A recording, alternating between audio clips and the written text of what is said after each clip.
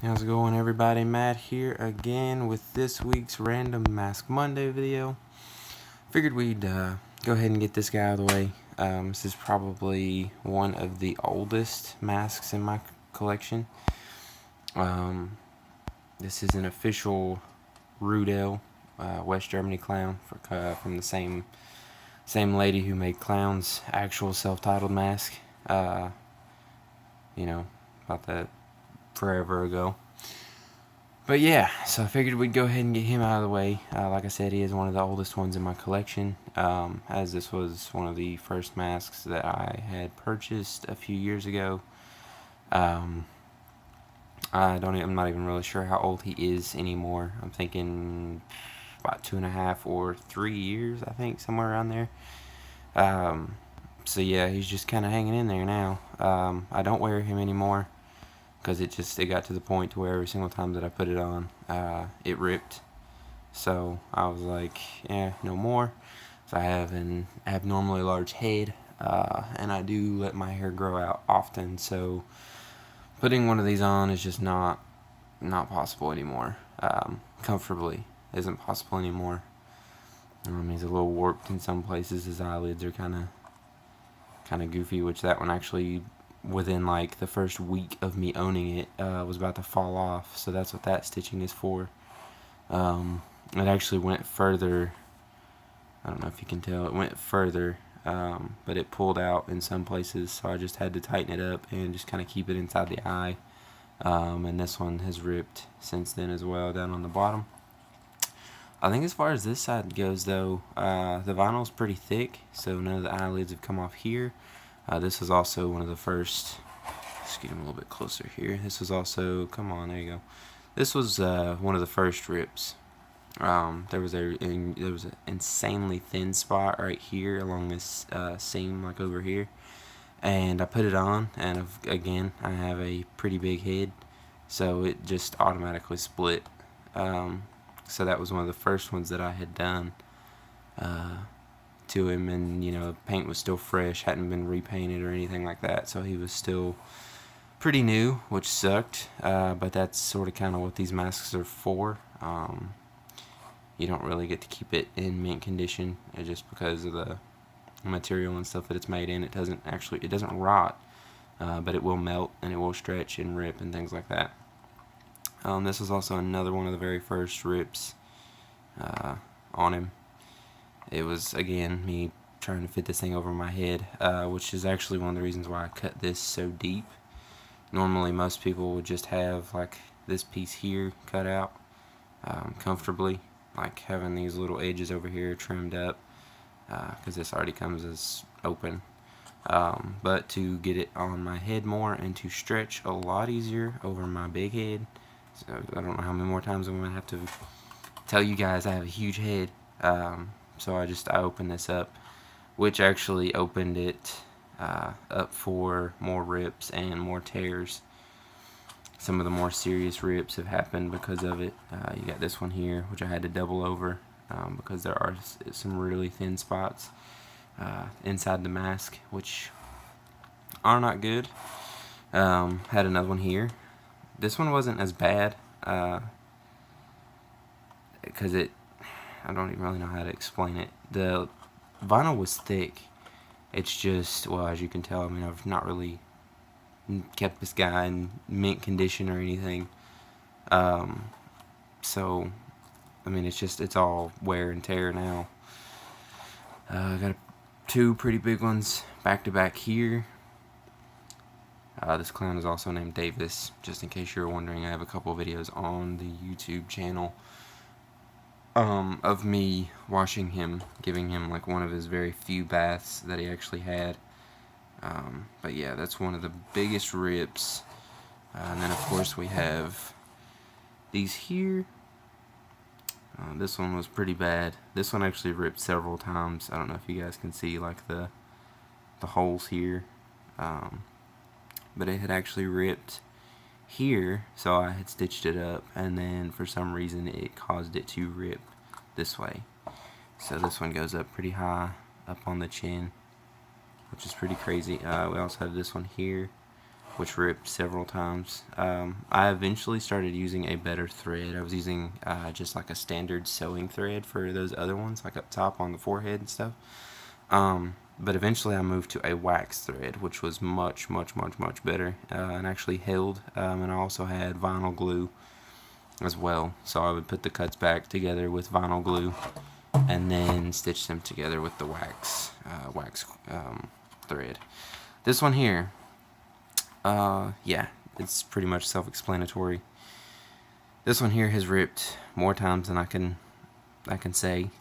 I've got a couple inside the hairline here that are kind of hidden, but they're not as big. This one here ripped first around the earlobe. Like, the earlobe was literally just dangling, and then it eventually pulled down, which insides of the ears are kind of gooey, which is really gross. But yeah, it popped and literally shot up and around the earlobe, which is why this is stitched. So the earlobe was a separate piece almost. The ear itself was actually coming off for the same reason as all the others. It was insanely thin in some spots, and once it popped, the thin spots just let go as soon as it was finished. As soon as the tear had started, and then as it had finished, it finished at those soft spots. So then once it got to them, it just pretty much went up. This one here was one of the latest ones. It basically was where I built and made this a lot stronger, weakened everything around it, and I put it on one day and this popped and it went up to this little corner here, and I stitched it probably 3 times, and then once it got up to here, I said the heck with it, which is one of the reasons why it's so far up and almost into the hairline now. Let's see if we can get, yeah, see, I mean, I was pulling, come on, it's gonna focus, there we go. See, I was pulling vinyl. That's how many times I was stitching this thing. I mean, it just kept going. So eventually I just got tired of it, and I was like, you know what, I'm just gonna retire this guy. I've had him forever. The hair was, actually, I had dreaded on my own, because that was what was going to happen to him, was he was going to get converted. But instead, I was like, you know, I've had this one forever. I've worn it out, which is one of the reasons why they discolored vinyl is here. Once you wear it so often, just the oils and things from your skin start altering the color of the vinyl, and then it starts bleeding through. The inside of this mask looks horrendous because there's, you know, tape, there's twine, there's, you know, discoloration from about here down into like where the chin seam and stuff is, where these cuts are, where they ripped so much that they weren't touching the skin.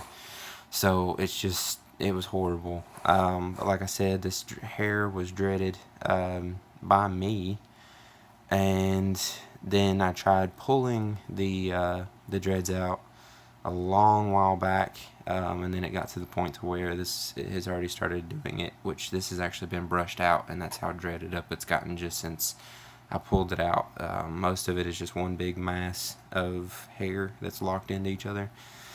Again, he didn't have very many baths, so you know, you can kind of imagine, just between the sweat, the dirt, for the longest time, I was taking him pretty much anywhere and everywhere. He traveled with me from where I live, on the eastern side of Tennessee, over into Middle Tennessee, and then even I think the first and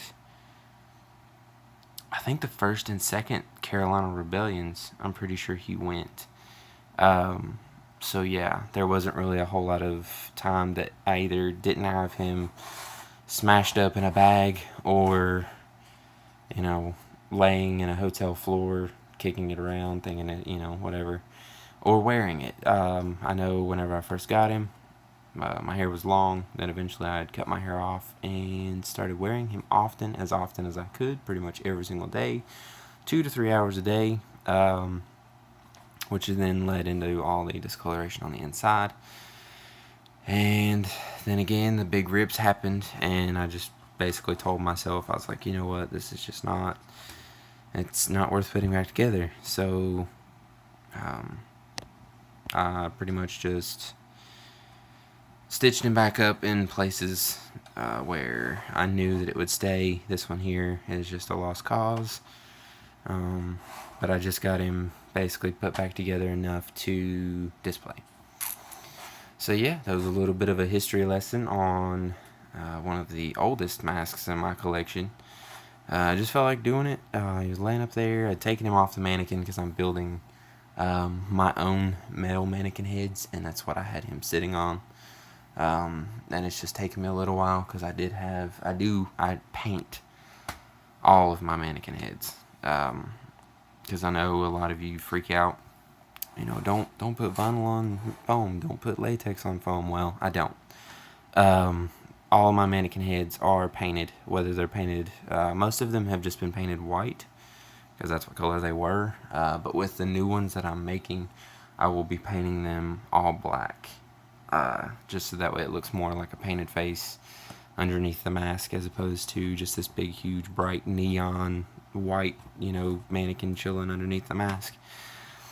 But yeah, I think that's going to do it for Random Mask Monday. I've got a couple other videos going up.